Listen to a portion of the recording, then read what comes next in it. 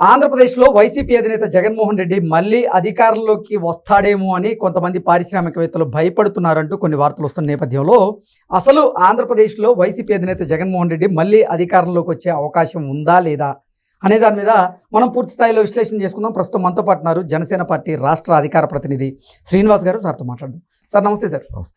దీని మీద మీ విశ్లేషణ ఏంటి సార్? మూడు అవకాశాలు ఉన్నాయి. ఎలా? మూడు జరిగితే ఏదన్నా అవకాశం ఉంది. ఆ మూడిట్లో మొదటిది, కూటమి మూడు పార్టీల మధ్యన విభేదాలు వచ్చి మూడు పార్టీలు విడిపోతే మధ్య మార్గంగా జగన్మోహన్ రెడ్డి వచ్చే అవకాశం ఉంది. ఓకే. రెండోది, కూటమి ప్రభుత్వం గత ప్రభుత్వం వైసీపీ చేసినట్టే అరాచకాలు, దోపిడీలు, అన్యాయాలు చేస్తే ప్రజలు మళ్ళీ జగన్మోహన్ రెడ్డికి ఇచ్చేటువంటి అవకాశం ఉంది.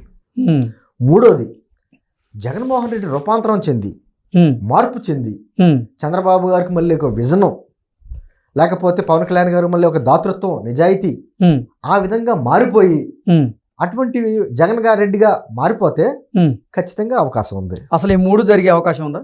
మూడు జరిగే అవకాశం లేదు కాబట్టి జగన్మోహన్ రెడ్డి మళ్ళీసారి అధికారంలోకి వచ్చే అవకాశం లేదు. ఓకే.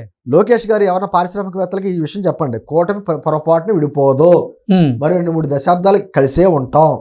కూటమి ప్రభుత్వం అన్యాయాలు, అక్రమాలు పొరపాటును జరగవ, చేసినా ఒప్పుకోం. మూడోది, అస్సలు అసాధారణ విషయం ఏంటంటే జగన్మోహన్ రెడ్డి మారడం, ఆయన వ్యక్తిత్వం మారదు. అతని వ్యక్తిత్వం కానీ అతని ఆలోచన విధానం కానీ పొరపాటున మారదు కాబట్టి మీకు ఎటువంటి భయం లేదు.